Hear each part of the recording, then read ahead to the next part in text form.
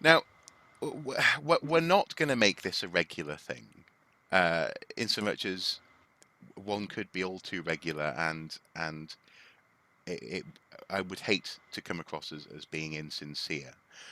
Um, in a regular segment such as this. But this month we are highlighting the passing of a bit of a, well, not a bit of a legend, a bona fide legend of public discourse of archaeology.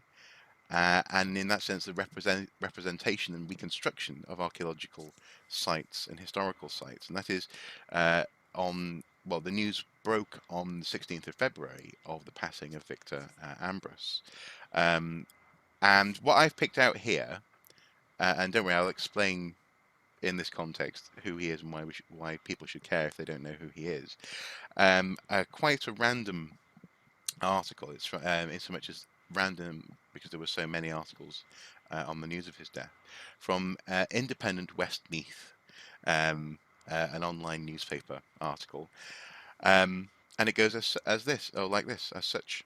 Uh, Illustrator who brought Athlone Castle's story to life died aged 85. Victor Ambrus, a renowned illustrator who worked on the Channel 4 series Time Team and whose historical paintings of Athlone are on display in the town's castle, has died at the age of 85. Mr. Ambrose worked on a series of illustrations for Athlone Castle, which captured its past and the siege of Athlone. And he was there in February 2013, on the day when the New Look Visitor Centre was officially opened by then Minister for Tourism and Sport, Michael Ring. Athlone Arts and Tourism, which operates the castle, and Llewyn Gallery, apologies for mispronunciation there, this week issued a statement expressing its sadness at the passing of the Hungarian born British illustrator of history, folk tales, and children's books. For us, he was the artist whose wonderful illustrations bring the history and story of Athlone Castle and the siege of Athlone to life. Our thoughts are with his family at this time. May he rest in peace, said the statement. Time Team was a popular archaeology series which aired on Channel 4 between 1994 and 2014. Working for the show, Mr. Ambrus created illustrations to show how sites under excavation might once have looked. His death on February the 10th was announced on social media by Time Team, which described him as an exceptional and unique artist and a wonderful human being whose work brought the past to life. In another tribute, Mall Galleries, the home of the Federation of British Artists, said he would be greatly missed. Victor passed away peacefully in his sleep and was still drawing and painting almost every day until he was admitted to hospital, it stated. In addition to his work for television, Mr. Ambrose contributed illustrations for almost 300 books, including a number of collections of children's fairy tales. And I just thought that was a lovely. I plucked it out of the ether in so much as there's so many lovely Yeah. things being said about the man. And I suppose a brief personal anecdote would be that I never met him, never had the pleasure, but he without a doubt was instrumental in my understanding of what I was looking at before I went to university on Time Team. He brought those sites to life. He often would include little details of life in his illustrations, which were hint, even the moment, the briefest and momentary hint of perhaps children playing um, in the archaeology, he would bring out and turn into a little moment, a little piece of drama in a reconstruction of what could have been quite a dry and personless landscape or building. Um, Clearly, a legend in his day and a magnificent artist. And there we go. What would you like to say about Victor? Um, I was really struck. We talk about giants of the profession, giants of archaeology, and whatever. And I was, I wouldn't hesitate to say that Victor Ambrose, particularly through his work through Time Team, but also previously, and I'll talk about that in a minute, Hmm. um, was one of the greatest communicators of the past that we've seen in our lifetimes. The partnership between Victor and Mick Aston and was right at the centre of Time Team. You had the archaeological rigour on the one side, and you had the ability to visualise and bring to life the trenches and the humps and bumps in the landscape that Victor brought to the programme. And it was a moment of genius that the producers included him in the team. Now, I think the other thing about, and I have to put my cards on the table here.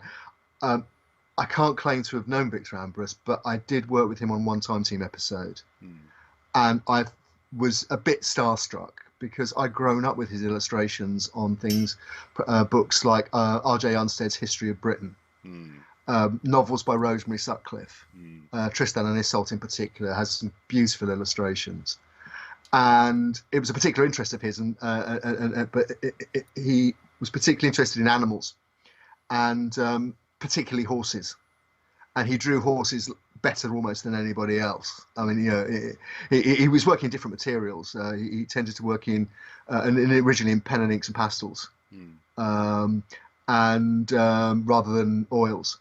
But and that was his particular skill and his particular medium. But his illustrations of animals and horses in particular are wonderful.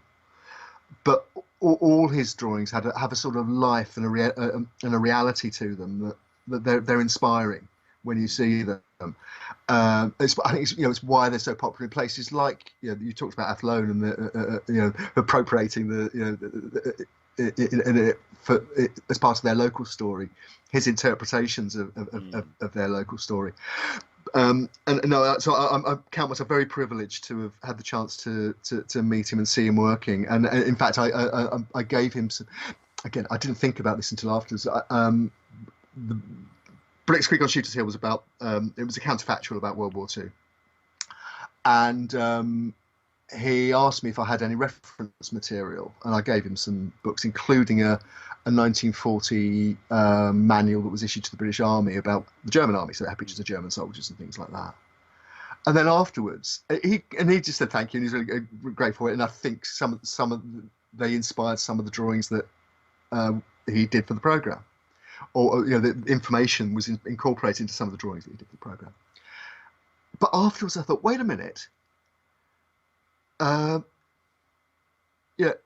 You saw German soldiers in Budapest when you were growing up as a child, because he was a Hungarian by birth and a refugee from the 1956 Hungarian Revolution, and that is an incredible backstory. You had this young man from a relatively privileged family in Hungary. His father was an industrial chemist. He was in Hungary throughout the Second World War, and then was a student in 1956 and took part in the revolution. And there's we'll link to it. There's a very good blog post by a blogger called John Cooper, which is basically a biography of Victor, and it quotes an interview that he gave. And in 4th of November 1956, the Russian army moved into Budapest. Victor is a student, and he's in the Academy of Arts when the Russians arrive. And he said, it had lovely padded seats and I fell deeply asleep. There was a hammering at the door. When I pulled the curtains aside, literally, I looked down the cannon barrel of a tank, which seemed to be cranked straight at my head. The Russians, had a list of people who were attempting to hold the Academy building against the Russian tanks. I was one of those people. It was terribly frightening. Eventually, they cornered us in the basement of the building and they executed 8 of us on the spot, 4 students, 4 regular army soldiers. I was lucky to survive it. And after that, he escaped to the West, ended up in England. He ended up learning and then teaching at Farnham College of Art in Surrey, and other art colleges, and working as an illustrator on novels. People might know the novel Flambards from their childhood reading, or reading to their own children, and he illustrated that. As I say, he illustrated Rosemary Sutcliffe and many, many others, and also started working on factual books. And But then when Time Team started, he was included from the get-go, and that really gave him a national profile. Mm, So, people who knew about illustrators already knew about his work mm, and how good he was. But Time Team gave him that national profile and enabled him to create these wonderful, evocative illustrations, but that were founded absolutely on the archaeology as it was observed and as he observed it, because he was there on the locations. mm, He didn't just work to the tapes mm, and the photographs and whatever. He worked on location, mm. and so and that was, I think, is one of the reasons that they're so special. And there were times, I can't remember which episode it was, but one in particular I seem to recall focused on him somewhat because he was having to modify his reconstructions on the fly based on what they were Mm, finding.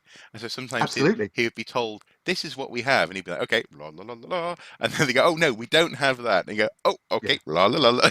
He would go back in and have to change as they were going. But the drawings were always beautiful, and in that sense, um, uh, well, in that sense, it's Ambrus style, but it always reminded me a little bit of somewhere in between a classically trained painter, um, Yes.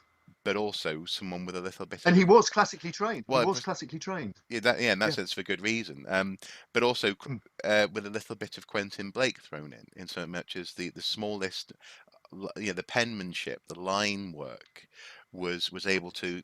So, for example, in the image in the Westmeath Independent article of Athlone. mm, Um, Very simple shapes are indicating fishermen or people holding oars or people by the riverbank in a way which actually isn't that detailed, but communicates life and movement and implies so much. And that's the sort of skill and penmanship and draftsmanship, I suppose, that comes with years and years and years and years of practice and experience and also sheer talent as well. So I think there's a very good reason that I was um, bewitched by those drawings as a child, but also the reason that he could put up with someone coming to him after a day of work going, nope, nope, we've got something something else entirely, was because he was so good at what he did, and he was so able to pull out of often what was fairly scant information, mm, such a beautiful reconstruction, and something which often. So I think the other thing that I also quite like about it as well was where there were vagaries in the archaeology, he would sympathetically fill in places, presumably based on conversations with the archaeologists on site, but also he wasn't afraid to leave vagaries as well. Sometimes he would simply imply something where there had been an implication in the archaeology. I don't think he very rarely, if ever, overstepped the mark in his reconstructions, as far as I can no. tell, anyway.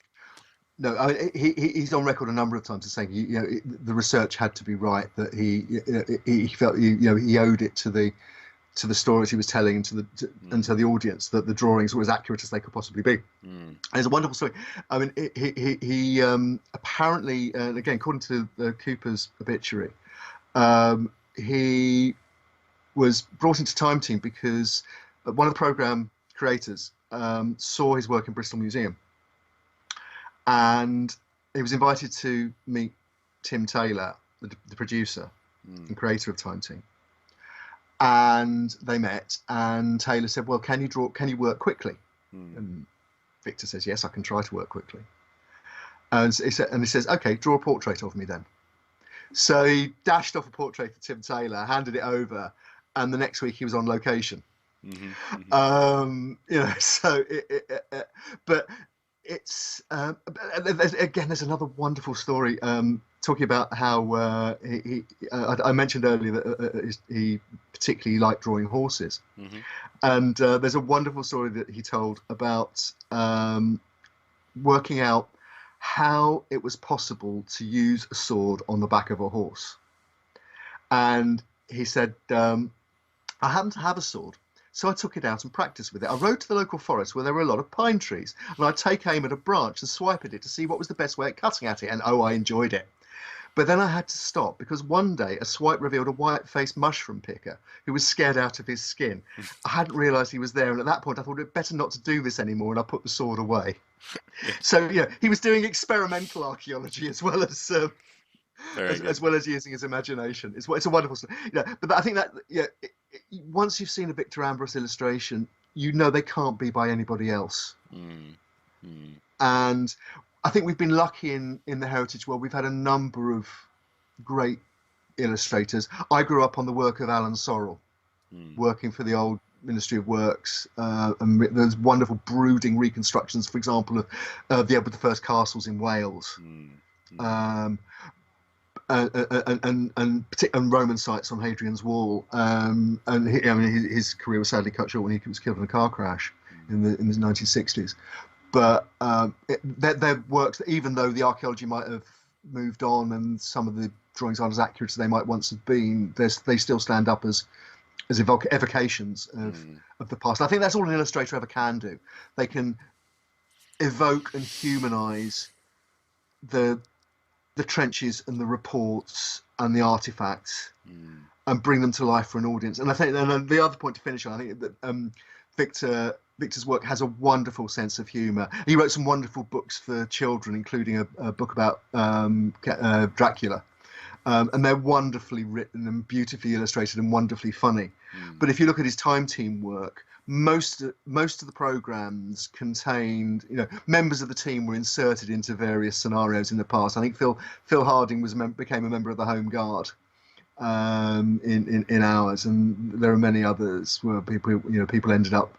I think Tony Robinson and Mick Aston usually ended up as sort of Monty Python peasants. Mm-hmm.